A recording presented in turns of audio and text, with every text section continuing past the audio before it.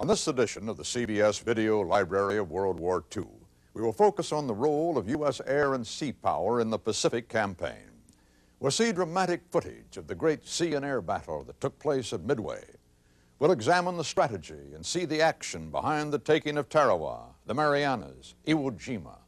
We'll fly in a B-29 Super Fortress on a bombing mission against Japan. Our first chapter in this historic compilation begins with the story of Japanese success. We go back to the year 1941. The month was December. The date, as President Roosevelt said later, was one that would live in infamy.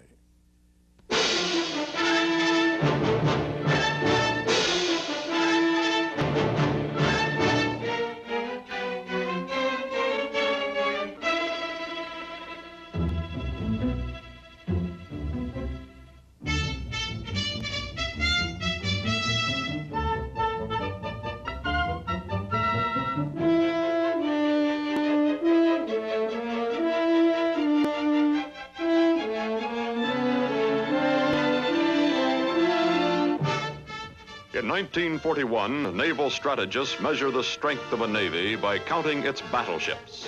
The battleship strength of the United States Pacific Fleet is destroyed at Pearl Harbor. Almost unnoticed at the time, none of the burning ships is an aircraft carrier. The American aircraft carriers are on the high seas between Pearl Harbor and Midway.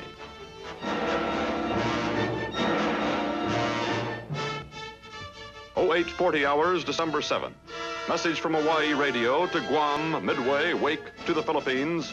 This is not an exercise. Japan has attacked Pearl Harbor.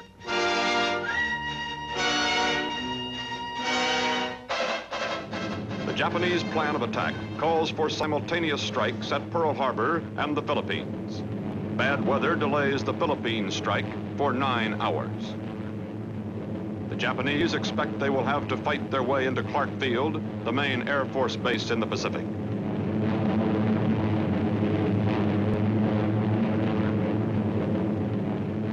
The American commanders in the Philippines have been unable to decide on a course of action. The American bombers are on the ground as the Japanese come in. Clark Field lies open, vulnerable.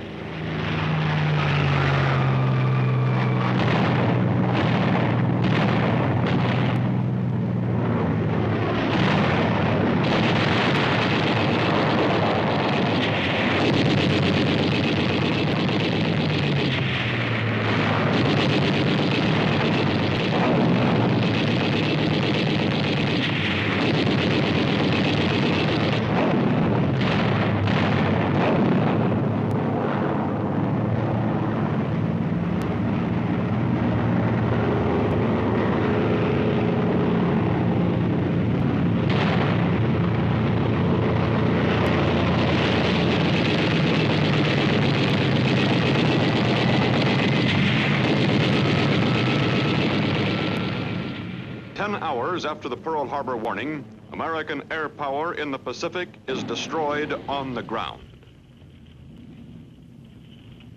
Now the Japanese perimeter explodes through the Pacific. Without anything but token resistance from the remnants of Allied air power and sea power, the enemy seizes control of the South China Sea, the Sea of Java, and the seas of the East Indies.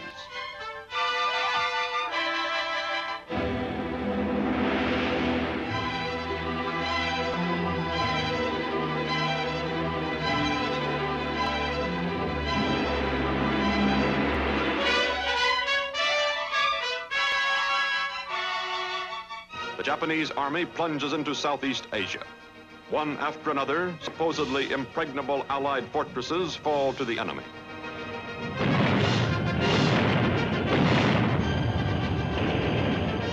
The British army surrenders at Singapore.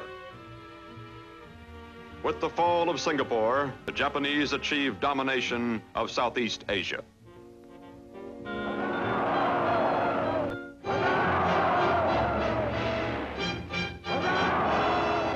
Only one battle moves slowly, the battle against the American army in the Philippines.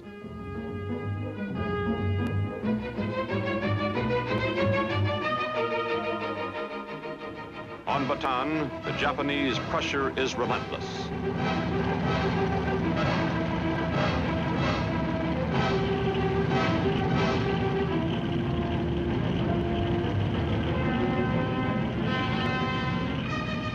The Japanese take Manila in January of 1942.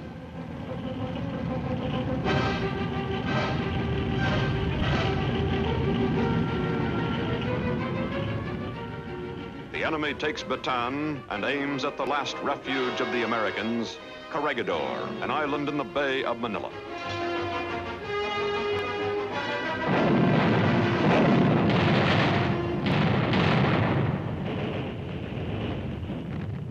Corregidor is invaded.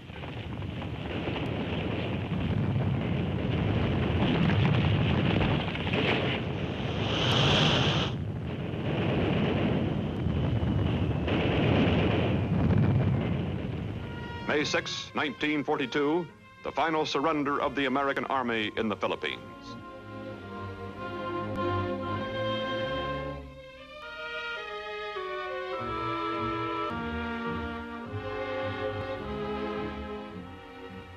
The defeated Americans began a death march to prison camps.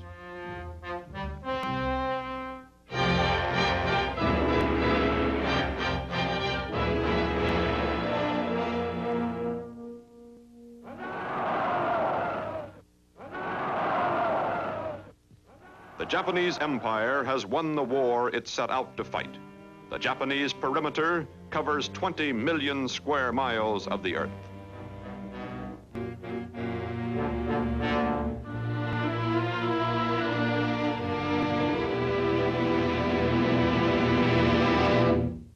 The Japanese military estimated 1 year to conquer the South Pacific.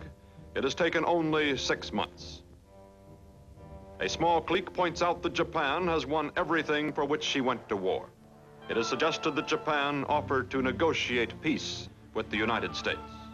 But the Japanese Navy rules the military, and the Japanese Navy has an inflexible doctrine, symbolized by the doors of the Admiral Togo Shrine.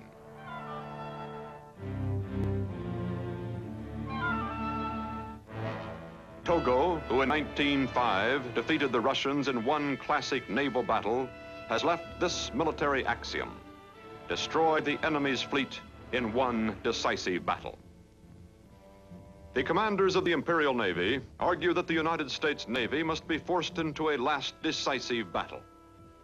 Since the Americans have lost their battleships and since Japan may choose the point at which she will attack, this battle cannot be anything but a victory for Japan. This is the Japanese plan. The objectives are Midway and the destruction of the United States fleet. A later objective is Hawaii. The key to the Hawaiian Islands is Midway. The opening phase will be a surprise attack at Midway, where the Japanese expect only light resistance. The American fleet is expected to steam toward Midway after the Japanese strike. The two fleets will engage in a classic sea battle. And since the Japanese have superiority in battleships and aircraft carriers, the American fleet will be destroyed.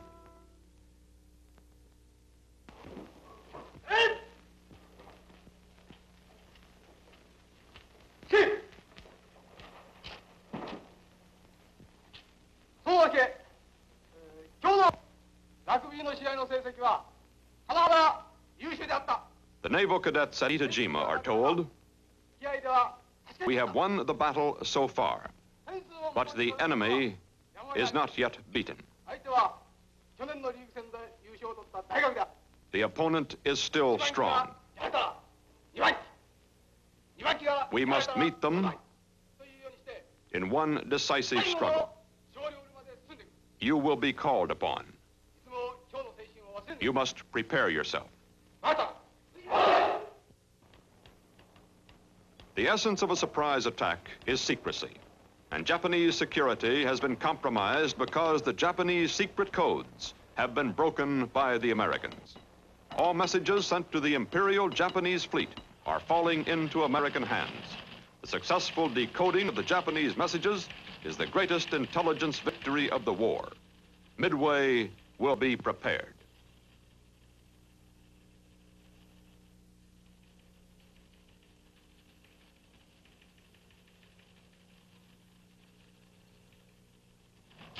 On the basis of the intercepted messages, the United States Pacific Fleet begins to take up defensive positions near Midway.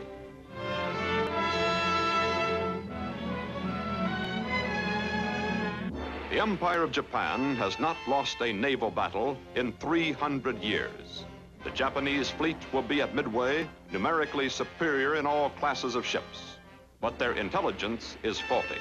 The Japanese believe the main strength of the American fleet is still in Hawaii or in Australian waters. The Japanese believe their attack on Midway will be a complete surprise. Hidden behind a bad weather front, the Japanese fleet moves to Midway.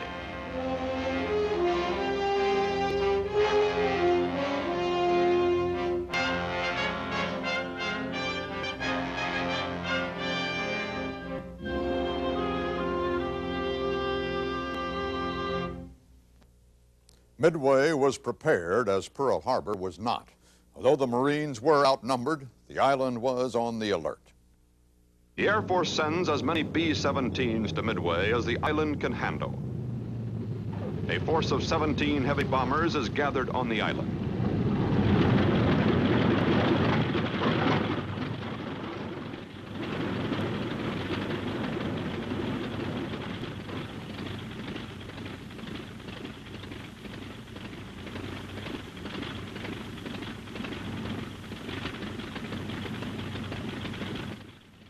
Within a few hours after the planes arrive, they are ordered into the air to make long-range searches.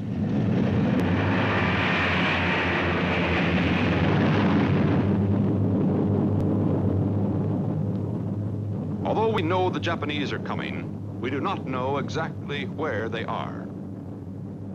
Early in the morning of June 4th, 1942, the decisive contact is made. Enemy carriers are reported. Enemy planes are seen inbound toward Midway.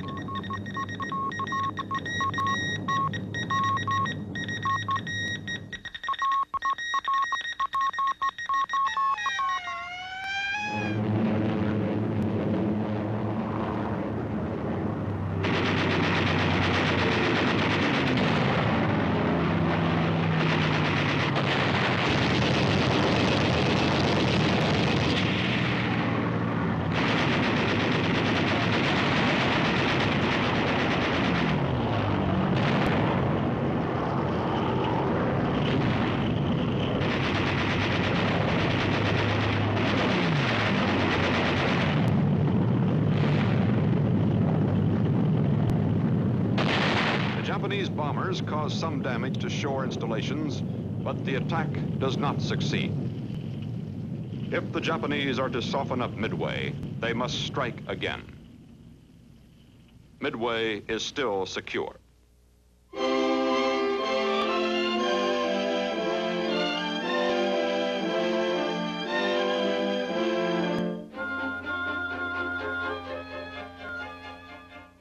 Admiral Nomura knows he must launch a stronger attack against the island, but if he is to strengthen his attack force, he must use his reserves.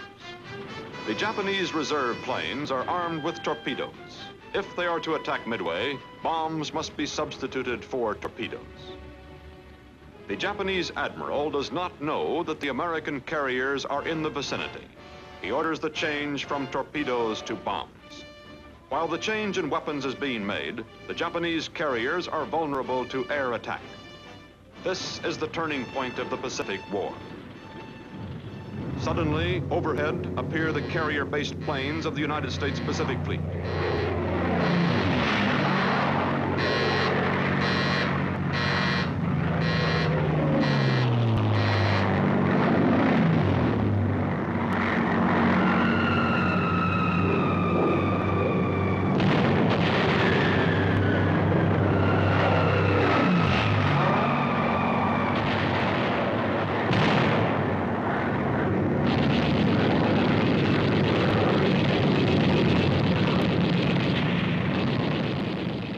Dive bombers penetrate the Japanese fighter screen, penetrate the Japanese anti-aircraft screen, and catch the enemy carriers. 5 minutes after the attack begins, two great Japanese carriers, Akagi and Soryu, lie broken in the water. 5 minutes after the attack begins, American naval aircraft assert their dominance over the surface ships. The orthodox naval doctrine of a battleship war is destroyed by air power.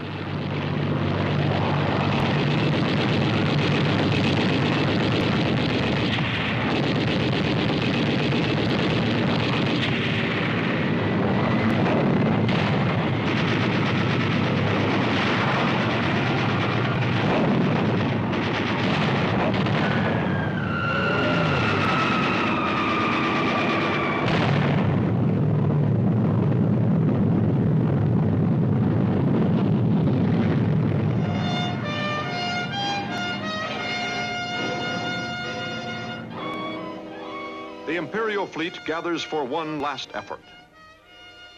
On the enemy carrier, hear you, are the remnants of Japan's first-line naval pilots. They are told, at all costs and with all sacrifice, attack the American carriers.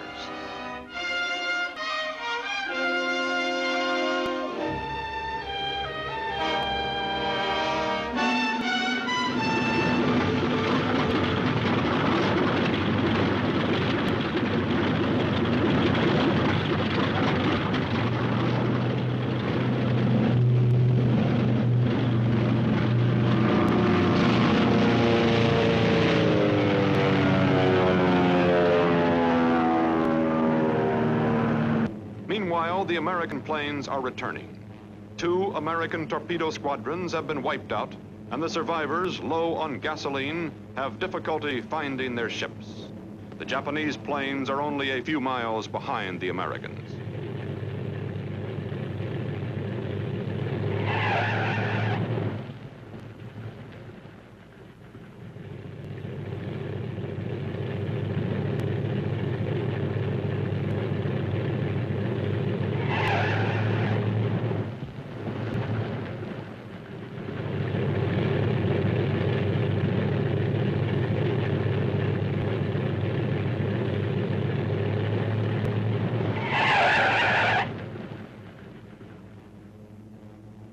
As the enemy is sighted, the American planes are waved off.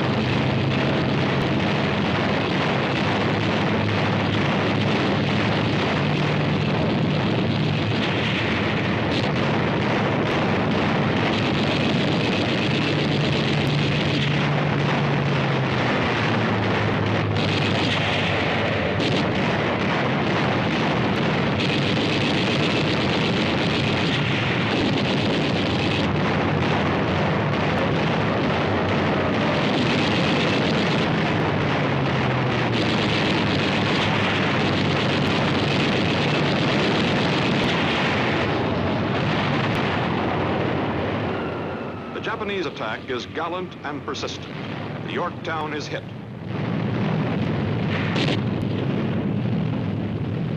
Damage control parties fight to save the ship. Then the Japanese torpedoes come in. The United States will lose the Yorktown, but the Japanese will lose 200 of their best pilots, a blow from which the Japanese Navy will never recover.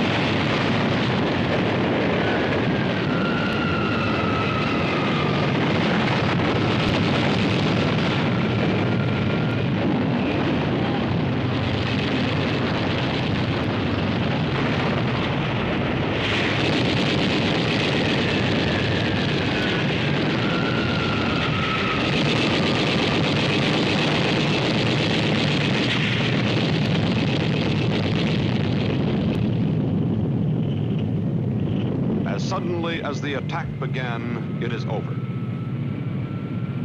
The surface ships of both fleets have not exchanged one shot.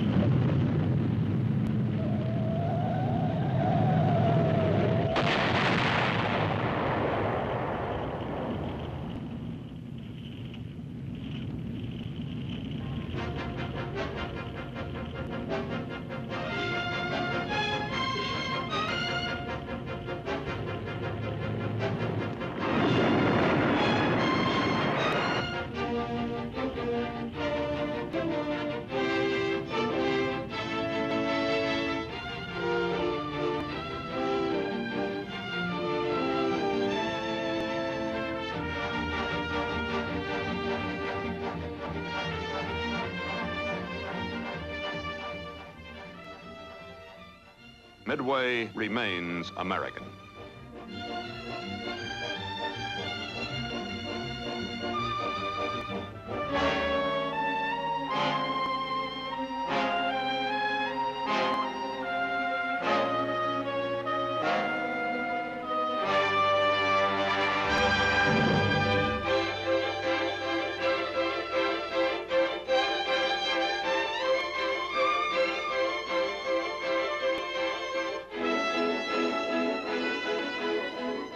After Midway, there is no direction the Japanese perimeter can move except to retreat toward Tokyo. Following the Battle of Midway, the Pacific War took on a pattern that was to hold sway for the entire campaign. It was island warfare, securing stepping stones toward the Japanese mainland, bases for U.S. air power. In this next report, we look at how this pattern became established. The die was cast at a place called Tarawa.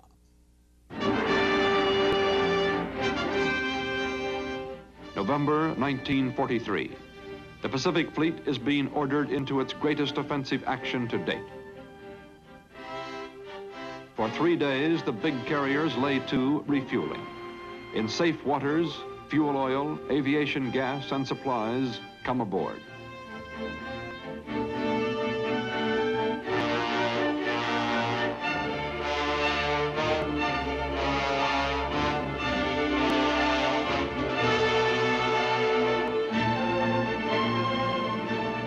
Now from Hawaii and New Zealand, from San Diego, Pearl Harbor, Samoa, and Guadalcanal, the task force assembles. The whole armada covers 50 square miles of ocean. The fleet is steaming to an island of only 290 acres, Tarawa.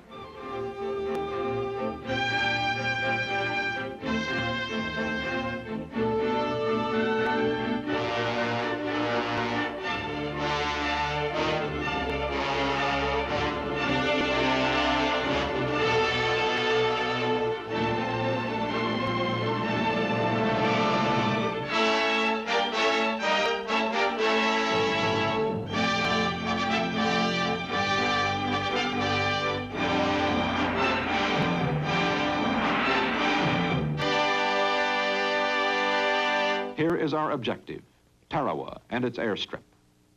Control of Tarawa means control of the Gilbert Islands. Control of the Gilberts means bases from which we can invade the Marshalls. Control of the Marshalls means bases from which we can invade the Marianas. Control of the Marianas means bases from which we can attack Japan herself. This is the Central Pacific pattern. The center of the pattern is the American aircraft carrier. The planes are armed and ready. The Army Air Force has already bombed Tarawa. The naval carriers will finish the job. The naval pilots are told there is the suspicion the Japanese have abandoned Tarawa. Nevertheless, the bombing and shelling will far exceed anything ever done in the past. Never in the history of warfare will so much high explosive be dropped on so small an area.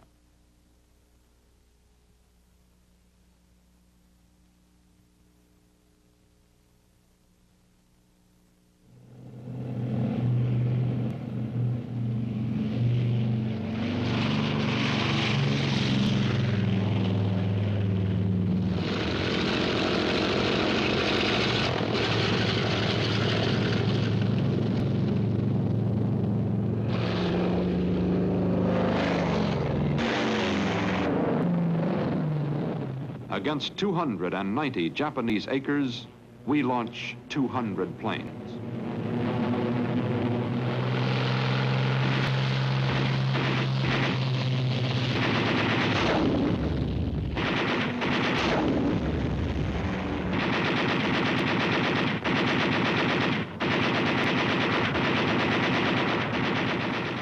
Within 7 minutes, the few enemy planes on the airstrip are knocked out.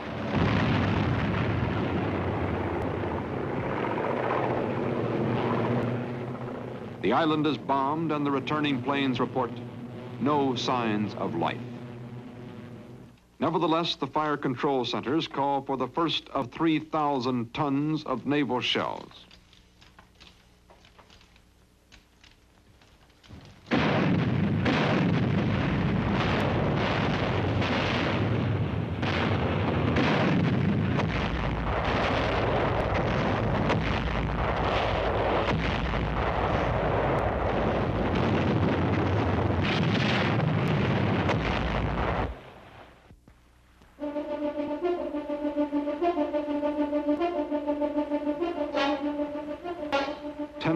Yards from the beach. The Marines transfer to the landing craft. The run-in has been timed for high tide so that the heavier ships can sail over the coral reef.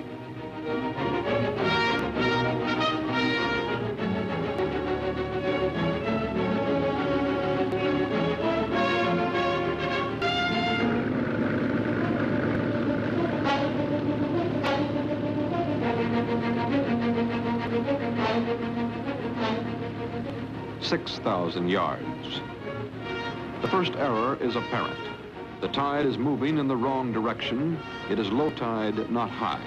But there's no answering fire from the beach. The island may be abandoned. 3,000 yards. The enemy is there.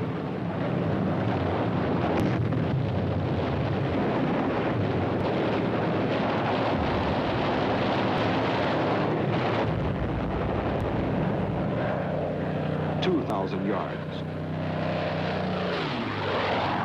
The Japanese are on Tarawa in great strength.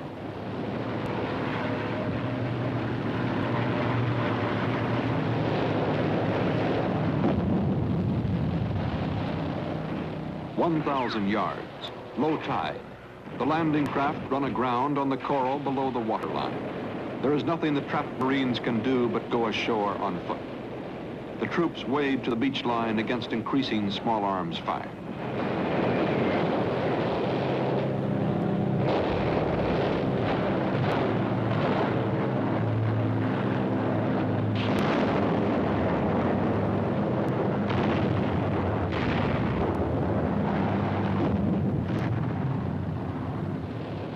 .10 yards. Some units cannot gain the beach.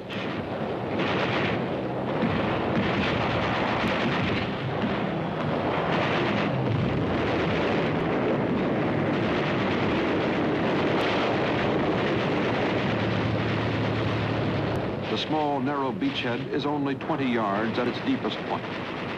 It is already too expensive.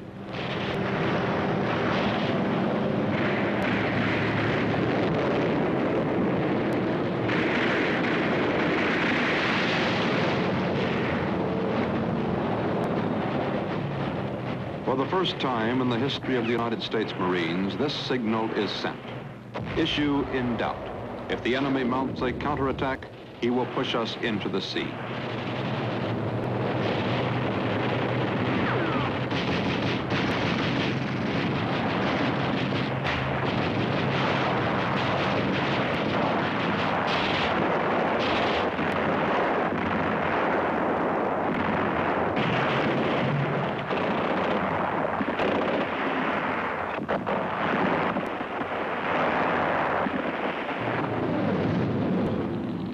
On the second day, the 2nd Marine Division makes its move inland.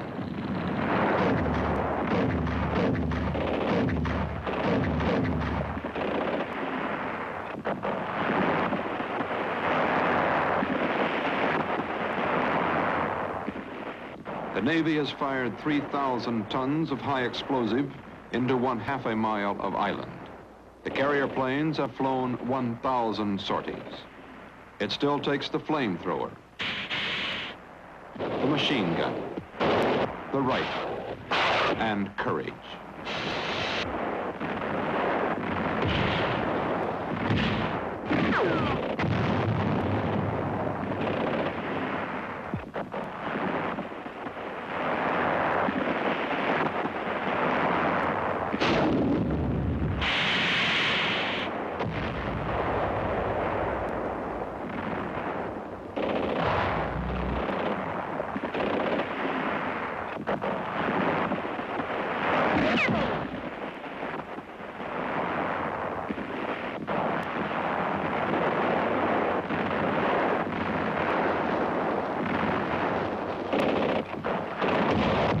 On the 4th day, Tarawa is secured.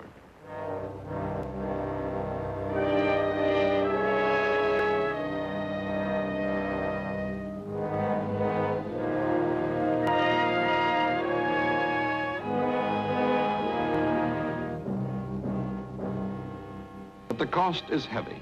A unit finds 6 men out of 10 have been wounded. 1 out of 8 lays dead on the beach.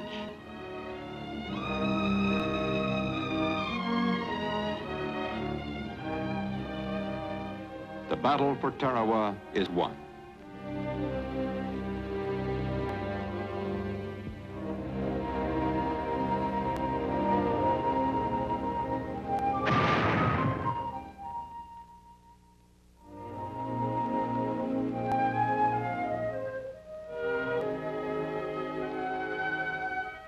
Some men talked about Tarawa in terms of tactics. Some men talked in terms of how many sorties had been flown. Some said we should have done more bombing. Others said we needed more rockets, or we could have worked closer to the infantry. The facts were, and we knew it, that a lot of Marines were dead, but not one airman had died at Tarawa.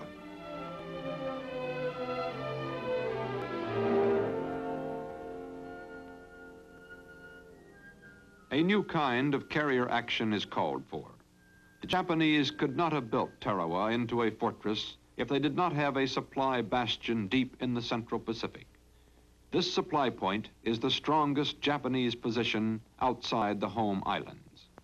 If it can be neutralized, further invasions may not be so costly. The island is Truk. Truk is the Japanese Gibraltar. Truk supplies the Marshalls, the Marianas, the Carolines, New Guinea.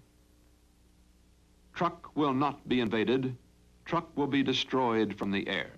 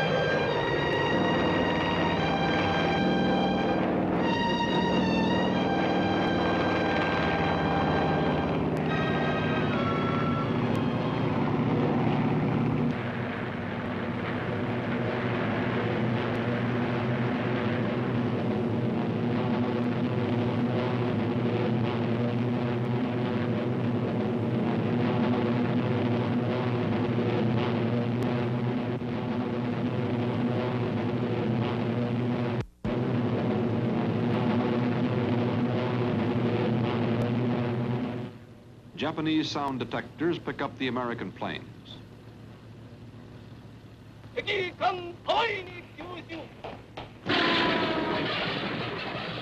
The Japanese fighter strength on truck equals the incoming Americans.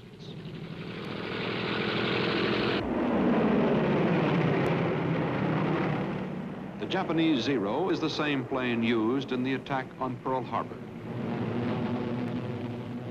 The Americans are flying a new fighter, the Hellcat. Slightly less maneuverable than the Zero, the Hellcat is more rugged and can outclimb and outdive the enemy.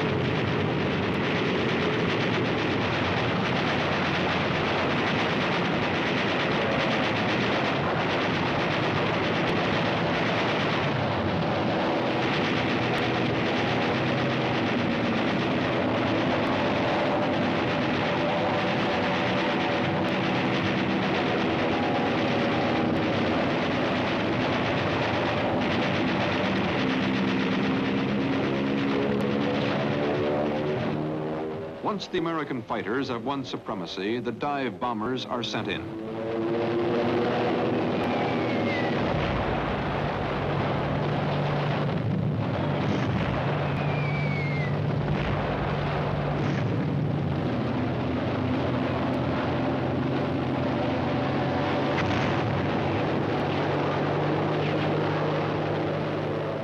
The fighter victory is so overwhelming that not a single enemy plane challenges the dive bombers. The only resistance comes from the enemy's anti-aircraft guns. The white balls floating up lazily are Japanese anti-aircraft bullets.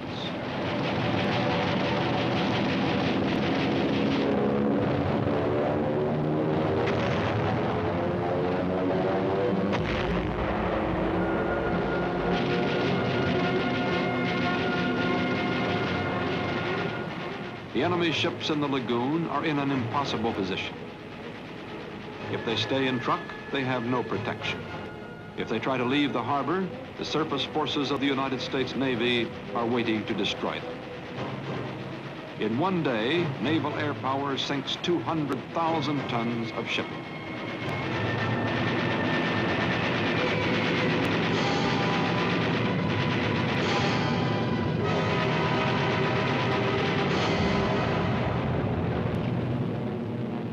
Coming home. Some planes have been holed by flak. The formations are ragged. Some are low on gas.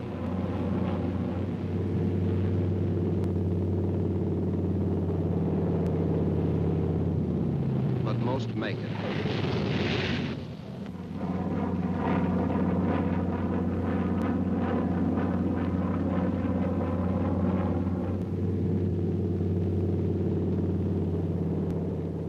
He runs out of gas just short of the carrier.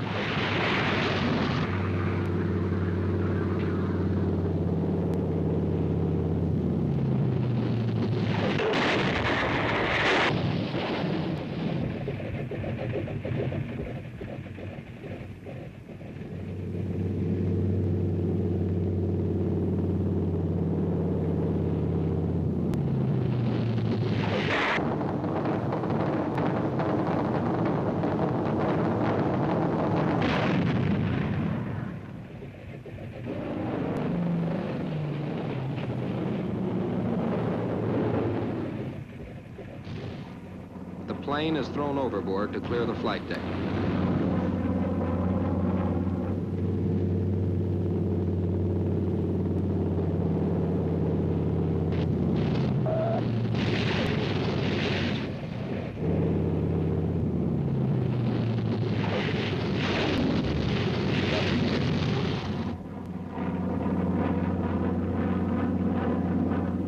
Victory at Truk is not without cost.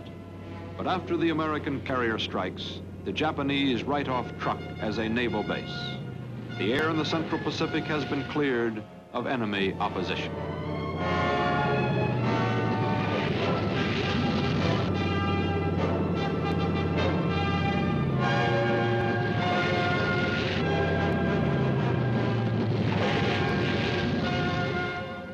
Now air power reaches to the west and to the north, toward the last islands, Japan.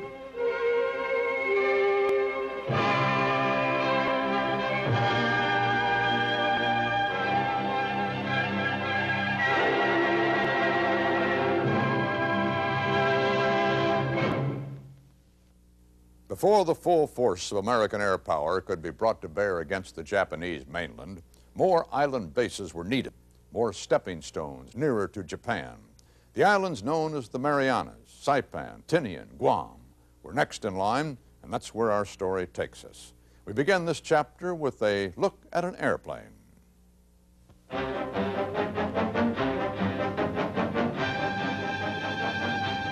American B-24s, outbound to Truk, Wewak, Biak, the Carolines, the Marianas. Outbound to 100 places whose names Americans never knew before the war and have forgotten since the war. The B-24, a flying gas tank, not wanted in the European theater of operations because it handles like a truck and cannot easily be flown in formation. The B-24 sent to the Pacific because it has the longest range of any American airplane. Over the vast Pacific, range is essential.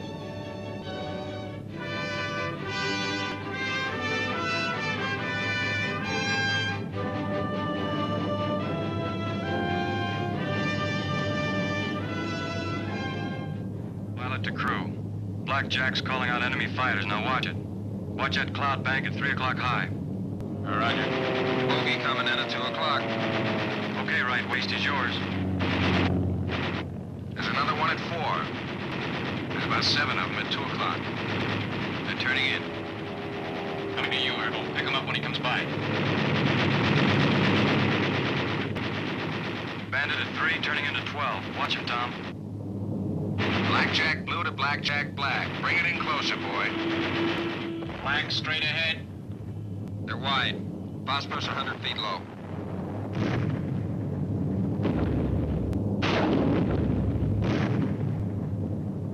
I'm clutched in. Estimate the target 30 seconds. Bombs away.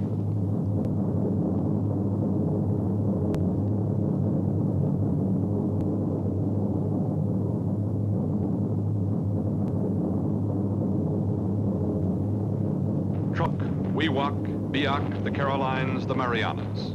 The B-24 was not designed for this kind of bombing. It was built as a strategic weapon to bomb the enemy's home industries.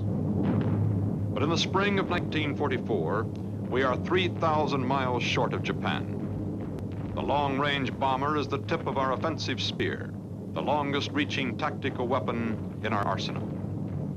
The B-24 strikes at Japanese shipping, Japanese supply dumps, Japanese airfields, but not yet at Japan itself.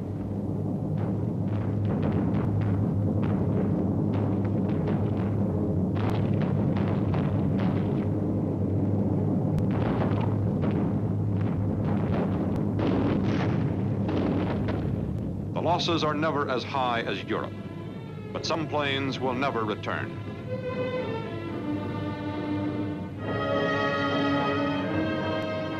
Some men will never return. Some run short of gas and ditch in the Pacific.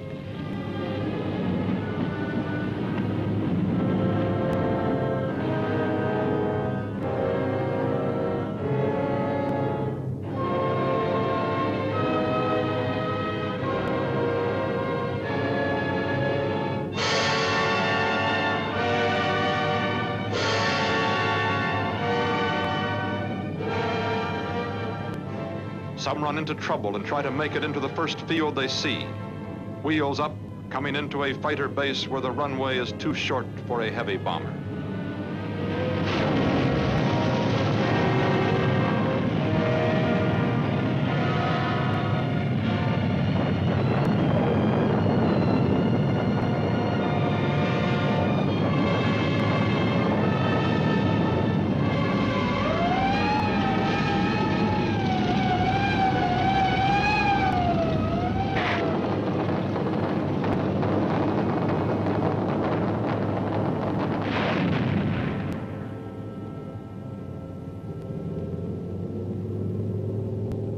Most make it home to airstrips bought in blood.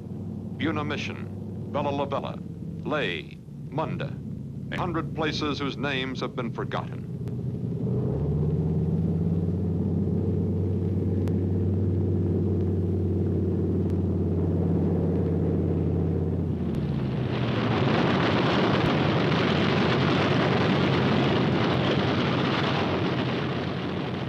Most make it home to tropical heat, boredom, uneasiness, uncertainty.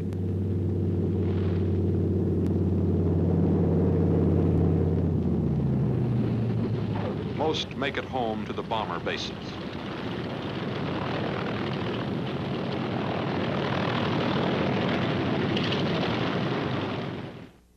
This is the bomber line in May 1944.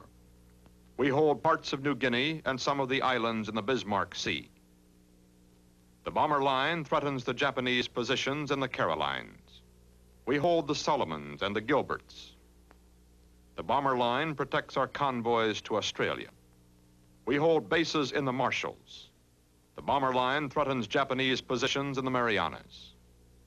But there is a 3,000-mile gap between our bomber line and Japan. The logical step, the next chain of islands, the Marianas. In May of 1944, the Americans assemble an invasion fleet. A correspondent wrote, We have assembled 500 ugly ships and are loading them with 250,000 naval shells and more than 500,000 cubic feet of refrigerated foodstuffs. We are carrying railroad equipment for the narrow gauge railroad we expect to repair on Saipan. We've brought together 130,000 men and 10 million rounds of small arms. Saipan and the Marianas will fall because the percentages are all ours.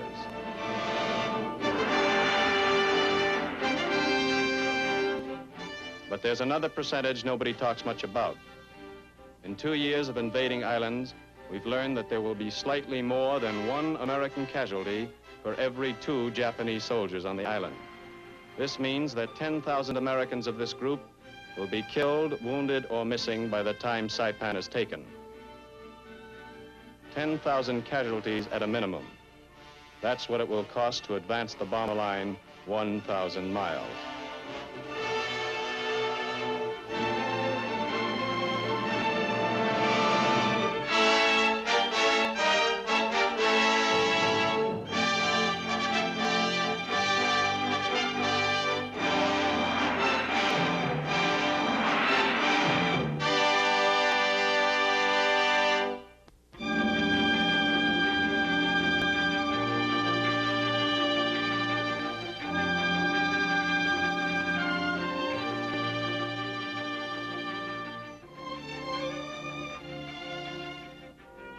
The approach to battle takes 3 weeks. During the first days, poker, crap games, speculation, conversation.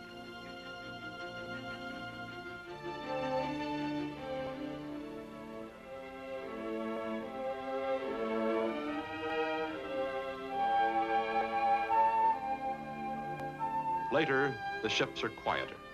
Casual discussions disappear. Slowly, the tension relaxes. The sea is so vast that there seems no end to the voyage. It is so calm that danger seems remote. Day slips into day.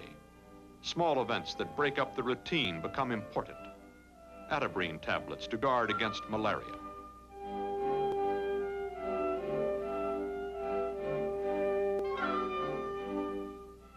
There is an old Army maxim. A good soldier never stands when he can sit, never sits when he can lie down, never stays awake when he can sleep. All hands, now hear this. The destination of this task force is the Marianas. This unit is assigned to the invasion of Saipan. Our primary objective is the Aslido airfield. Resistance is expected to be heavy. Unit commanders will make known all particulars of the order of battle. That is all.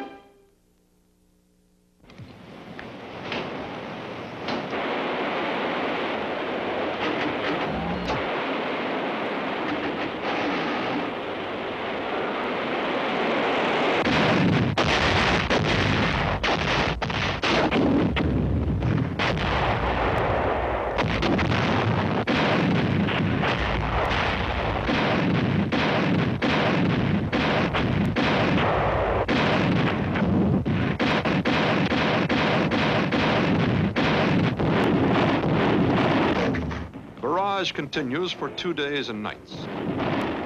After the first hours, the effects of any bombardment must diminish. The enemy is either dead or hidden in fortified positions. Saipan is riddled with caves, and only a direct hit at the mouth of a cave can be effective.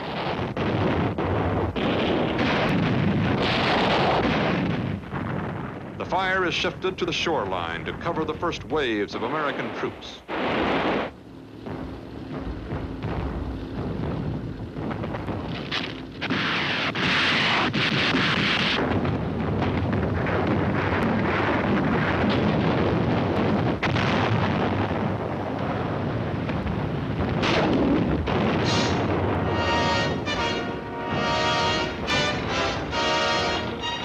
Attack force, the 2nd and 4th Marine Divisions.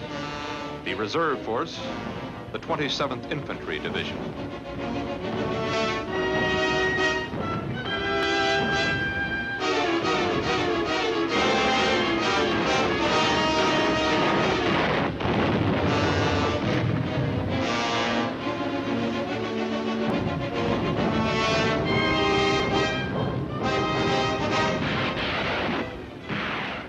It's all behind you. All the big ships, the big guns, the training, the planning, it's all behind you.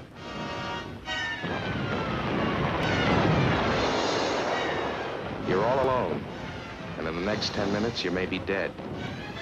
All you have left in the world are the 12 men in your squad. What happens to them happens to you. You're going where they're going.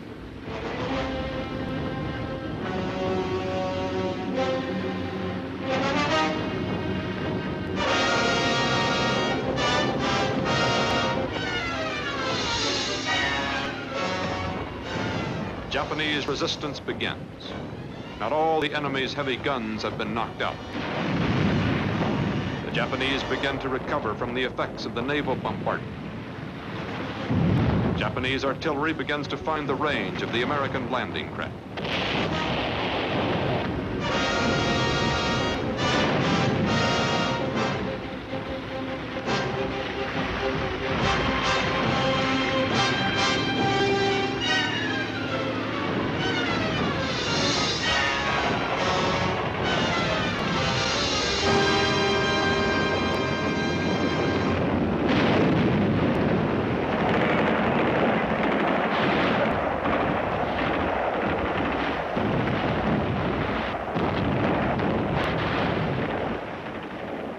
The first waves land without too much difficulty. There is some disorganization because some units have landed in beaches not assigned to them. The move inland is delayed. The whole action is behind schedule. The Japanese have regrouped. They begin heavy fire against the beachhead.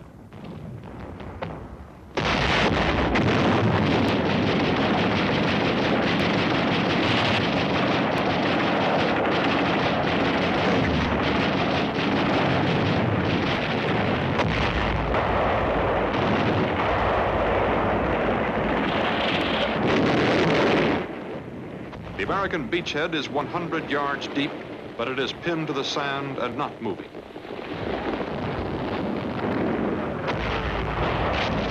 Some troops begin to dig in.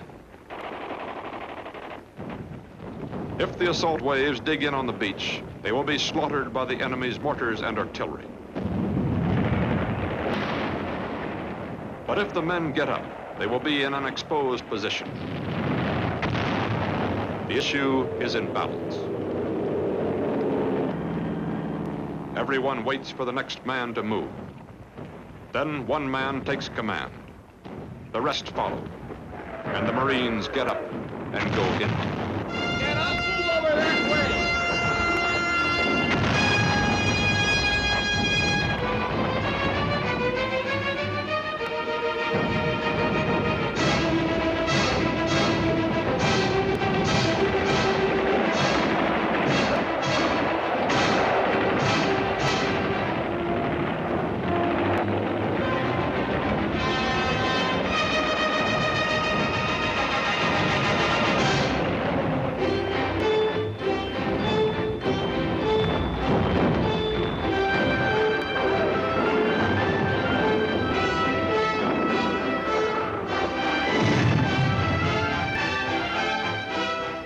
As the Americans reach toward the first airfield, Japanese resistance between the beach and the first airstrip crumbles. The battlefield turns quiet. There are two possibilities. Either the enemy has decided not to defend the flat land surrounding Eslito Field, or he is drawing the Americans into an exposed position.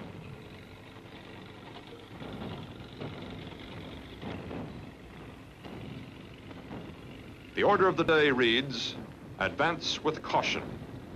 Secure the airfield, but be prepared to withdraw if the Japanese counterattack. Eslito Airfield is taken.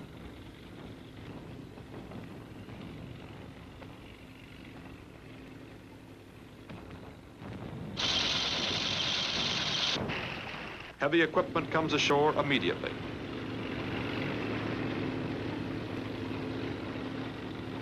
Tractors and bulldozers to clear away the wrecked Japanese equipment.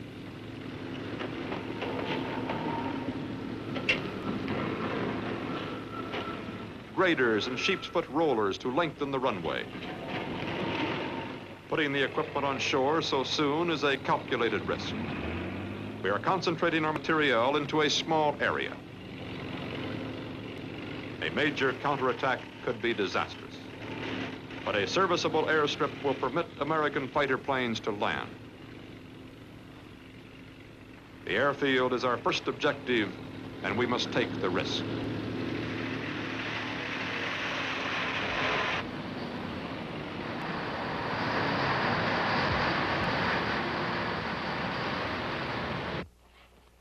The Japanese prepare their counterattack.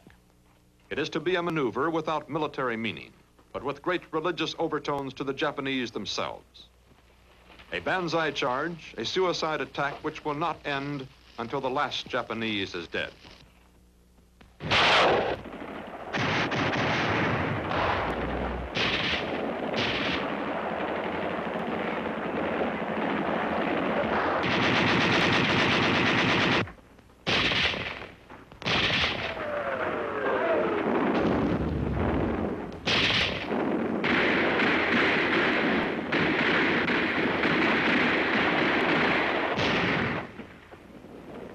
American lines waver, but the attack is beaten off. Now the infighting begins.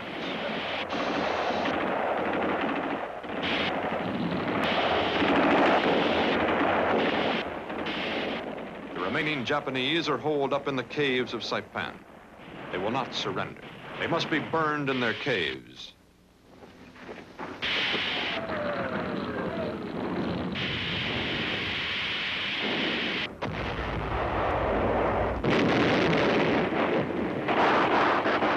They will not surrender. They must be blown out of their caves by grenades.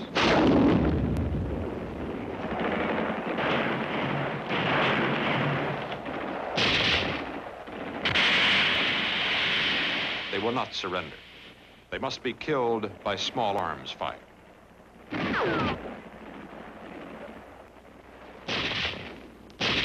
The Japanese lose 32,000 men.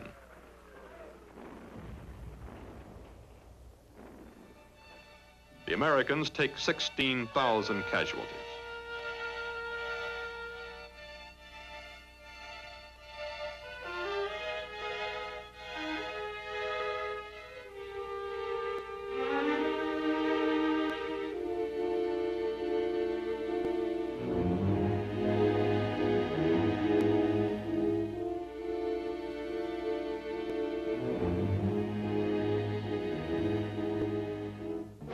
We underestimated the number of Japanese on Saipan by 12,000. We underestimated how bitter the fight would be to extract the Japanese from the caves of Saipan. The Japanese suicide charge split the ranks of one division and led to heavy American casualties. On Saipan, 16,000 casualties. On Tinian, 2,500 casualties. On Guam, 10,000 casualties. Total casualties before the Marianas are secured, 28,000.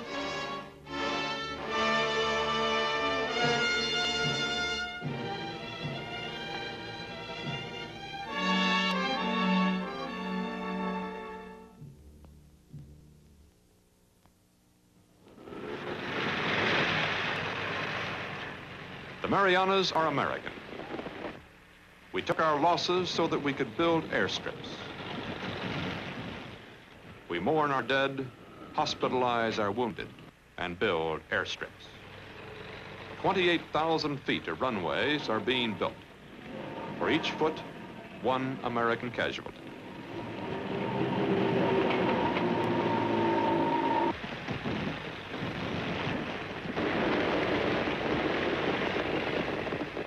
There's no longer any need for combat men. The war is turned over to the machines. The battlefield is becoming an airfield.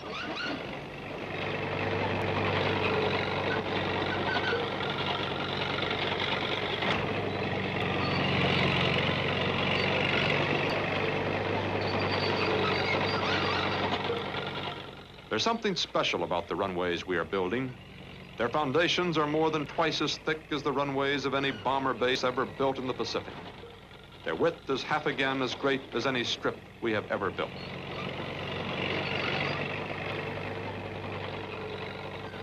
A B-24 bomber can land in a mile of runway, but the bulldozers scratch out airstrips a mile and a half long. Only a handful of officers know why the extra half mile of runway is necessary.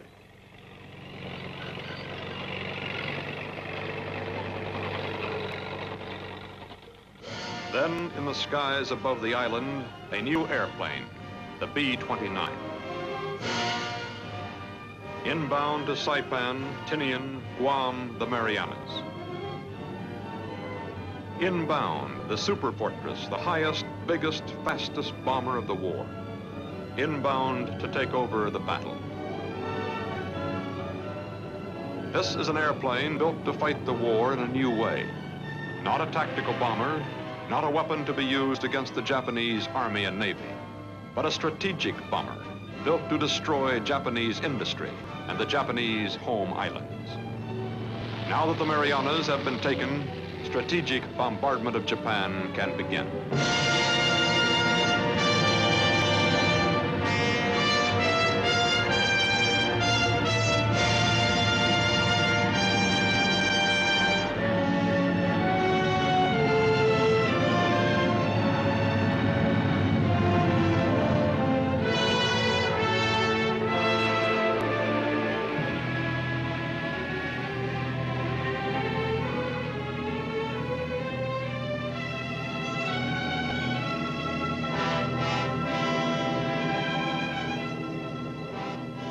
This is what the sacrifice of the foot soldier was for. This airplane will carry the burden of the war to Japan. This airplane will end World War II.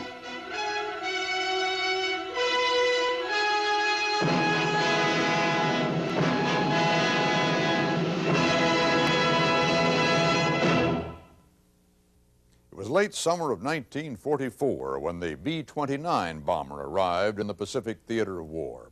The war with Japan had less than a year to go. How that particular airplane, combined with the sacrifice of so many U.S. airmen, sailors, and Marines, speeded the end of the war, is the subject of this story. We call it Super Fort.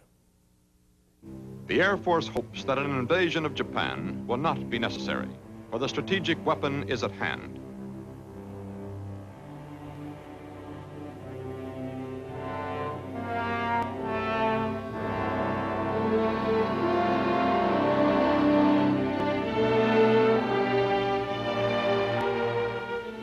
In theory, this strategic bomber should settle the issue. In theory, we know just where the bomb should be placed. First priority, bomb the Japanese aircraft industry. Halt the manufacture of military planes. Establish air supremacy over Japan. Second priority, bomb Japanese port and urban industrial areas. Submarines will blockade Japan.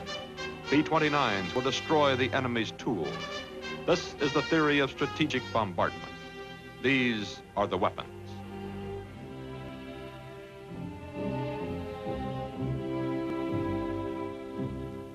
The 21st Bomber Command at Saipan is combat ready. Its first target, the Nakajima Aircraft Engine Plant, producing nearly 30% of all combat aircraft engines in Japan. For the first time since the Doolittle raid 2.5 years earlier, American bombers are flying a mission to Tokyo.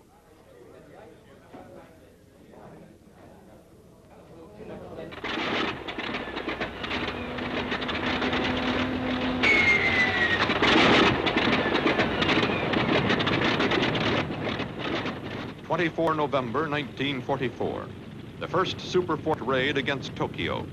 The attitude of the command staff is one of confidence. Some opposition is expected from enemy fighters or flak, but casualties are expected to be light. The B-29 is especially designed for this kind of mission. It is the first very long-range, high-altitude precision bomber. The planes carry enough bombs to destroy the Nakajima plant on this single mission alone.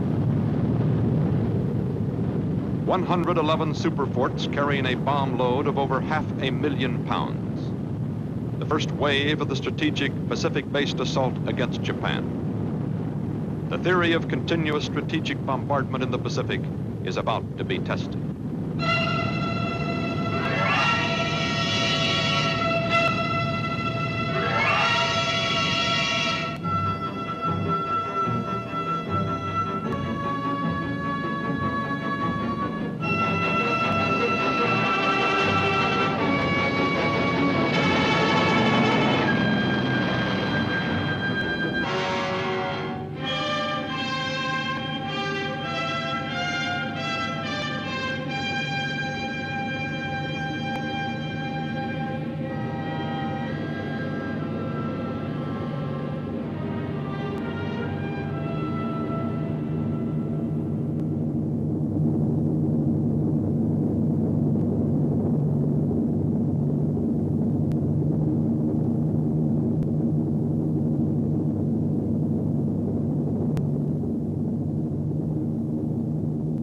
Hours out of the Marianas and still several hundred miles from Japan, the B-29s encounter a typically severe weather front and are forced to climb.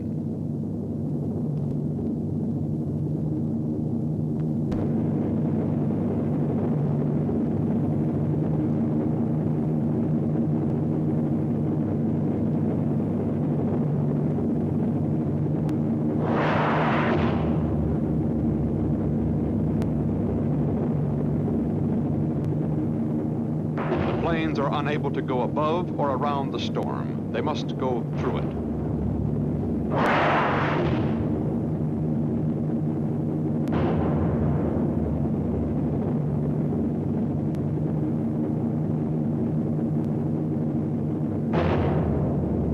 Some planes are driven so far off course that they miss Japan completely. Coming into the target, an unexpected obstacle.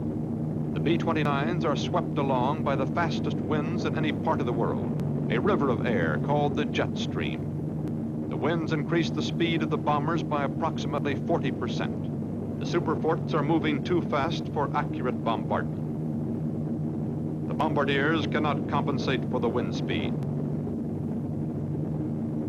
The target is obscured by clouds.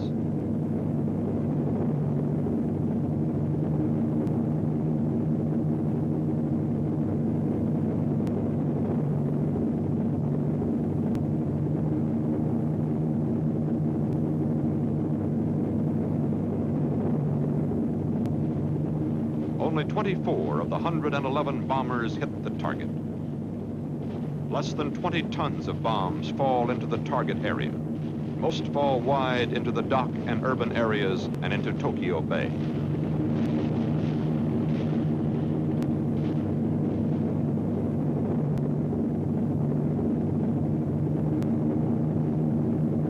Japanese fighter defense is less effective than anticipated.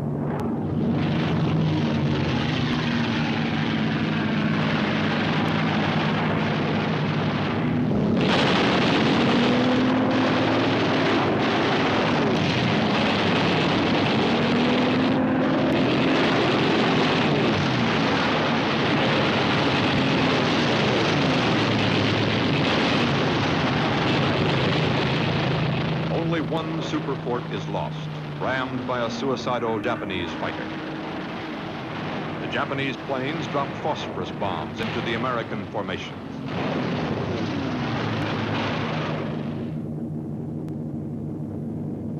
The score is even. Less than 1% loss to the attacking B-29s. Less than 1% damage to the aircraft engine factory.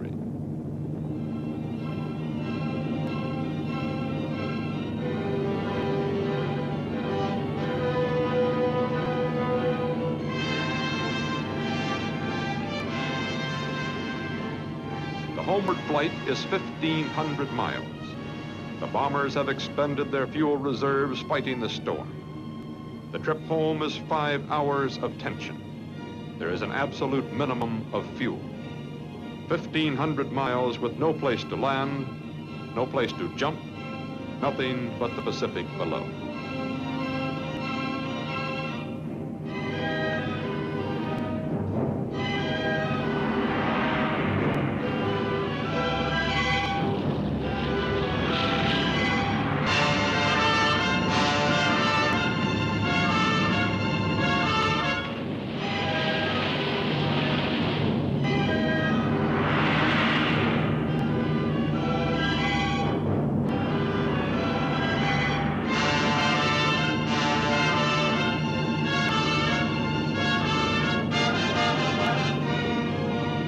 Tank by tank, the fuel gauges read empty. All tanks are almost dry when the Marianas come into view.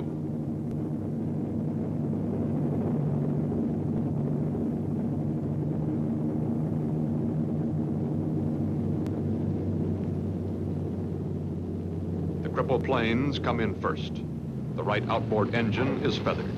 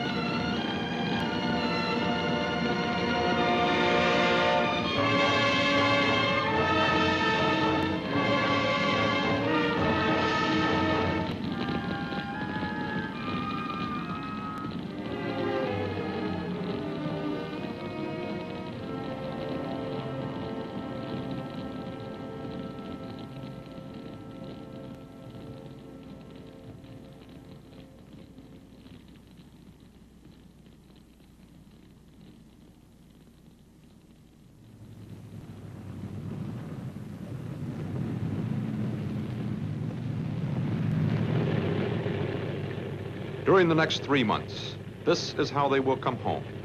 Short of fuel, straining to make the runway.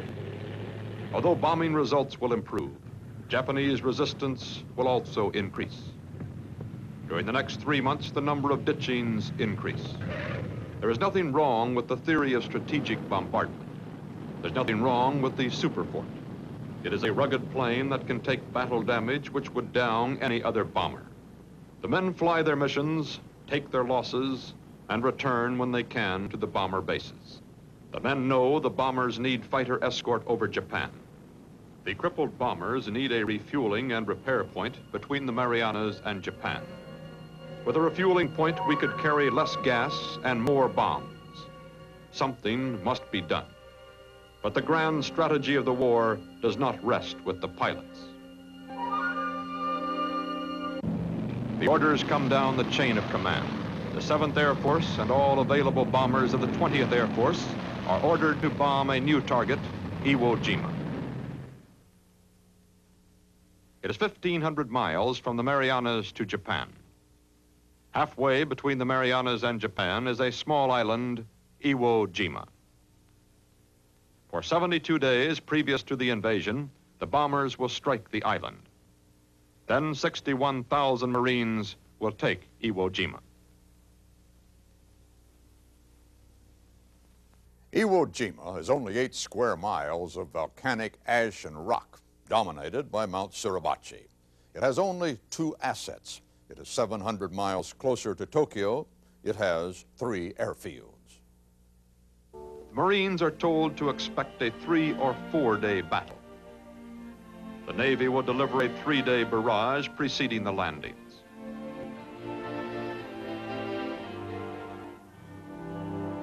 But the Marines are veterans of island warfare. They know the Japanese tactics. The enemy will be underground, hidden in caves. The enemy will be protected by thick-walled concrete fortifications. The Marines know they will take Iwo as they have taken other islands, by individual combat. The last religious service aboard ship before D-Day.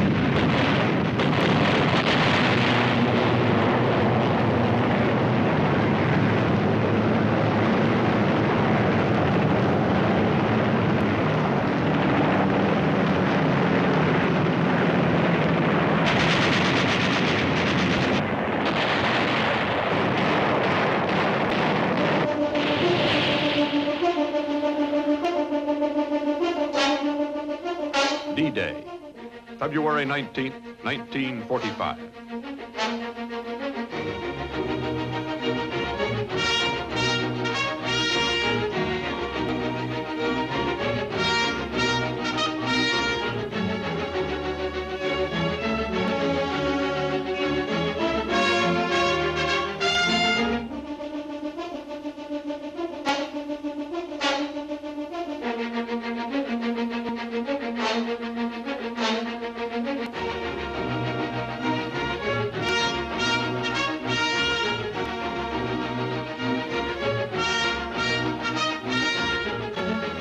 Answering fire from the shore.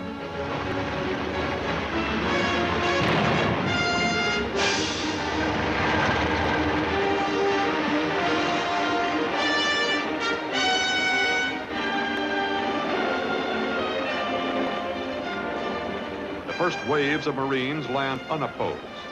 They cross the island at its narrowest point. Then the enemy opens fire.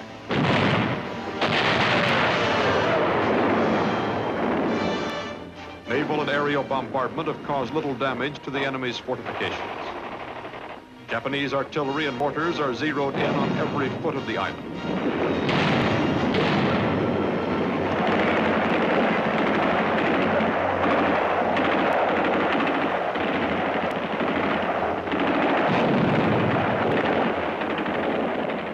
By noon, it is apparent that this will be the costliest battle in Marine history.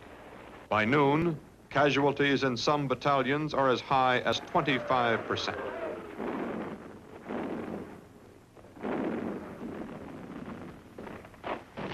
The surface ships are called on to support the Marines.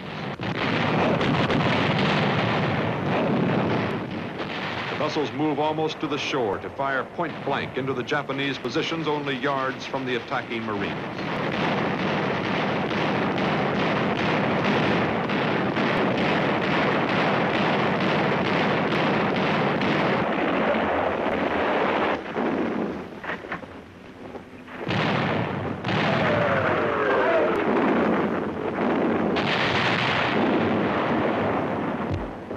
A tank attack fails.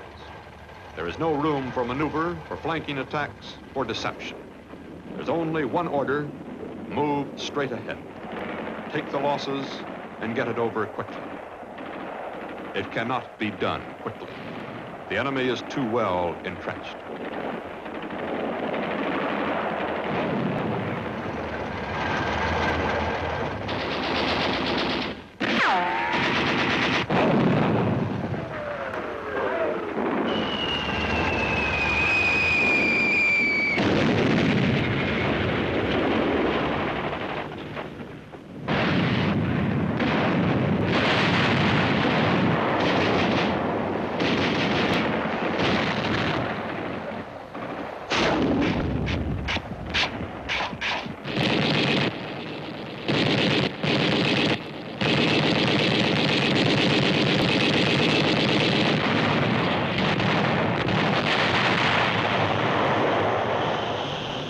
On the fifth day, the Marines take Mount Suribachi.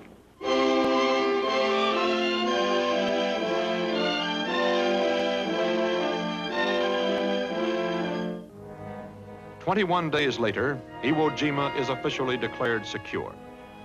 The 8 square miles of Iwo Jima cost 19,000 Marine and Navy wounded, 6,800 Marine and Navy dead. The price is fantastic, but the price had to be paid.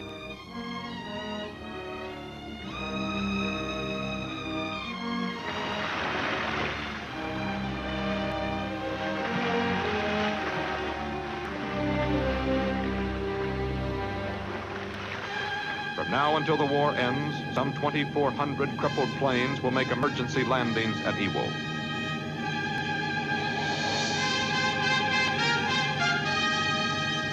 $25,000 American flyers who might not have returned to the Marianas will be saved because the Marines took Iwo Jima.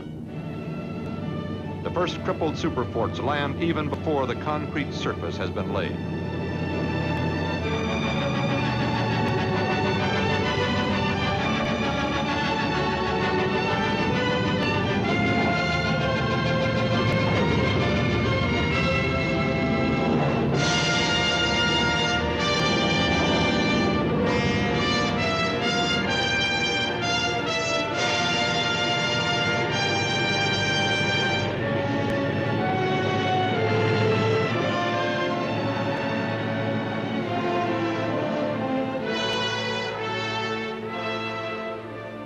After Iwo is taken, Japan is doomed. Strategic bombardment will end the war.